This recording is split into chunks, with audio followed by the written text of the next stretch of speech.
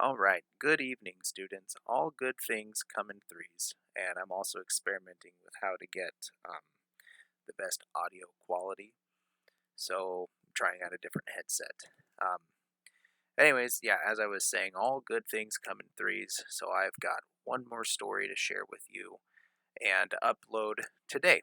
And this story comes from the Hawaiian Islands, and it comes specifically from the book Hawaiian Legends of Ghosts and Ghost Gods by William D.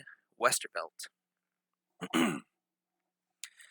And the story I'm going to read today is a quaint little story um, called A Giant's Rock Throwing. A point of land on the northwestern coasts of the island Oahu is called Kalio Okeana, which means the Cape of Keana. A short distance from this cape lies a large rock which bears the name Pohaku o Kauai, or Rock of Kauai, a large island northwest of Oahu. This rock is as large as a small house.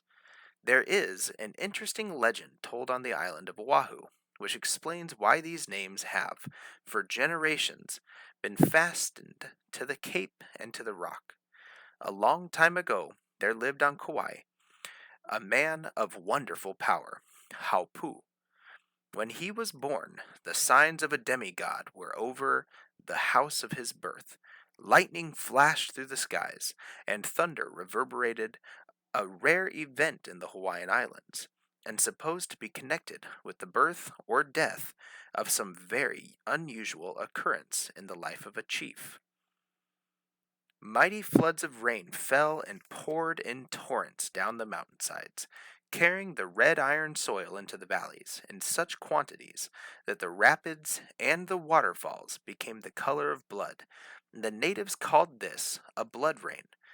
During the storm, and even after sunshine filled the valley, a beautiful rainbow rested over the house in which the young chief was born.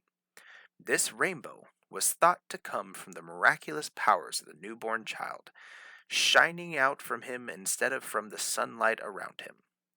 Many chiefs, throughout the centuries of Hawaiian legends, were said to have had this rainbow around them all their lives.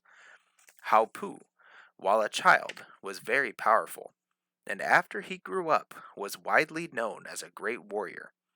He would attack and defeat armies of his enemies without aid from any person. His spear was likely a mighty weapon, sometimes piercing a host of enemies, and sometimes putting aside all opposition when he thrust it into the ranks of his opponents. If he had thrown his spear, and if fighting with his bare hands did not vanquish his foes, he would leap to the hillside, tear up a great tree, and with it sweep all before him as if he were wielding a huge broom. He was known and feared throughout all the Hawaiian Islands. He became angry quickly and used his great powers very rashly. One night he lay sleeping in his royal rest house on the side of a mountain which faced the neighboring island of Oahu. Between the two islands lay a broad channel about 30 miles wide. When the clouds were on the face of the sea, these islands were hidden from each other, but when they lifted, the rugged valleys of the mountains on one island could be clearly seen from the other. Even by moonlight, the shadowy lines would appear. This night, the strong man stirred in his sleep. Indistinct noises seemed to surround his house. He turned over and dropped off into slumber again. Soon he was aroused a second time, and he was awake enough to hear shouts of men far, far away. Louder rose the noise, mixed with the roar of the great surf waves, so he realized that it came from the sea, and he then forced himself to rise and stumbled to the door. He looked out towards Oahu. A multitude of lights were flashing on the sea before his sleepy eyes. A low murmur of many voices came from the place where the dancing lights seemed to be. His confused thoughts made it appear to him that a great fleet of warriors was coming from Oahu to attack his people. He blindly rushed out to the edge of a high precipice which overlooked the channel. Evidently, many boats and many people were out in the sea below. He laughed and stooped down and tore a huge rock from its place. This he swung back and forth, back and forth, back and forth, until he gave it great impetus, which added to his own miraculous power, sent it far out over the sea. Like a great cloud, it rose in the heavens, and if blown by swift winds, sped on its way. Over the shores of Oahu, a chief whose name was Kaena had called his people out for a night's fishing. Canoes large and small came from all along the coast. Torches without number had been made and placed in the canoes. The largest fish nets had been brought. There was no need of silence. Nets had been set in the best places. Fish of all kinds were to be aroused and frightened into the nets. Flashing lights, splashing paddles, and clamor from hundreds of voices resounded all around the nets. Gradually, the canoes came nearer and nearer the center. The shouting increased. Great joy ruled the tumult which drowned the roar of the waves. Across the channel and up the mountainsides of Kauai swept the shouts of the fishing party. Into the ears of drowsy Haupu the noise forced itself. Little dreamed the excited fishermen of the effect of this on faraway Kauai. Suddenly, something like a bird as large as a mountain seemed to be above, and then, with a mighty sound like the roar of winds, it descended upon them. Smashed and submerged were the canoes when the huge boulder thrown by Haupu hurled itself upon them. The chief of Kaena and his canoe were in the center of this terrible mass of wreckage, and he and many of his people lost their lives.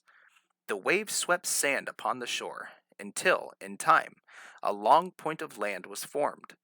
The remaining followers of the dead chief named this cape Kaena. The rock thrown by Haupu embedded itself into the depths of the ocean, but its head rose far above the water, even when raging storms dashed turbulent waves against it. To this death-dealing rock, the natives gave the name Rock of Kauai.